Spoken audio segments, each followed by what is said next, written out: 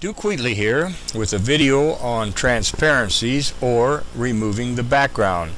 That way you can just paste this soldier into any picture and you won't have this white background all around. So let's get started.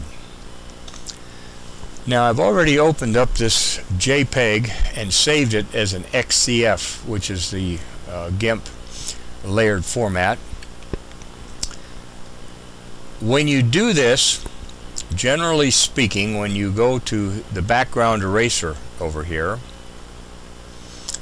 and start to erase, nothing happens. It does here because everything is optimized. But let's go over here and right click, and generally you'll have this option open, add alpha channel, and anytime you're doing a transparency, you're going to need this alpha channel opened. So if we put remove alpha channel, then we go back over here and we try and erase, nothing's going to happen. So let's right click and go back here and add the alpha channel, and also be sure that either over here or wherever you have the brush palette, when you select the background eraser here, come over here and select a brush pattern, or it still won't work. So you need a brush pattern. You can also, generally speaking, you're going to want to zoom in probably 4:1. Wrong direction.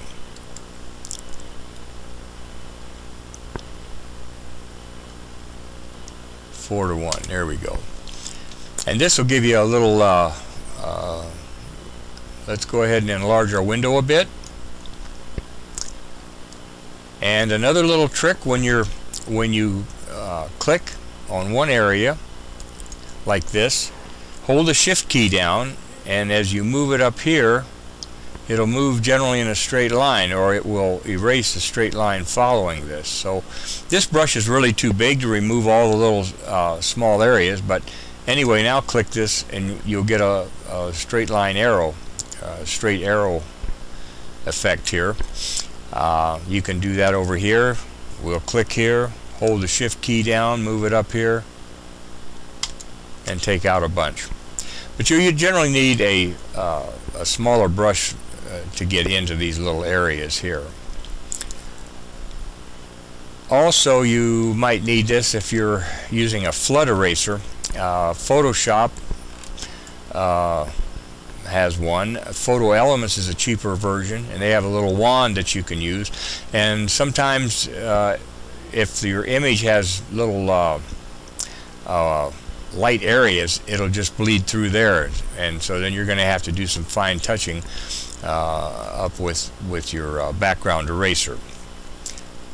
Now I'm going to pause the video here and show you how a flood eraser works. I own Photo Plus X5, and it does a very good job, and you will see how much easier that is. Now I prefer working in GIMP, but especially for the GIMP doesn't have a flood eraser, so I'll open up Photo Plus X5 in a hot minute, and I'll show you why in just a second as soon as I get it open. Okay, I have our JPEG opened up with Photo Plus X5 just to show you how easy a background can be removed. And let's go over here and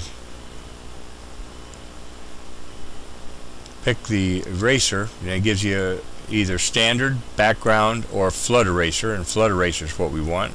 So we'll pick that, come over to our image, and just click in this area, and you can see all of this background's removed. Now it doesn't remove it here, so you're going to have to use your eraser for that, and you're going to have to use your eraser in here.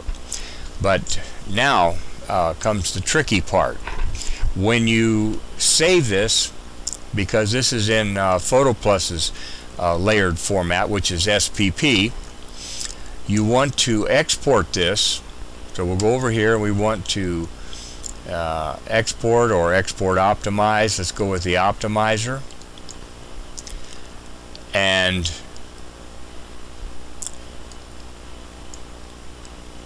we want graphic interchange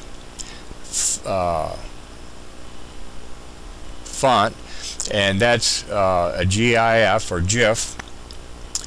So we want to save it in that. Ping claims to save background, no background images, and it usually will, but not consistently. I've had trouble with that sometimes, so I'll generally save mine in a GIF format. With Photo Plus, also be sure that you check this box transparent. If you don't, even with GIF, when you reopen the image, it's not going to have a transparency, so you've got to be sure and check this box. Then you just go ahead and export, and you'll have a GIF image with the background removed. Then if you want to open it up with, you can either use Photo Plus if you'd like, or if you were opening up in GIMP, you'd open it up and change it to XCF and then use your background eraser. So that concludes our little background erasing video, and thanks for watching.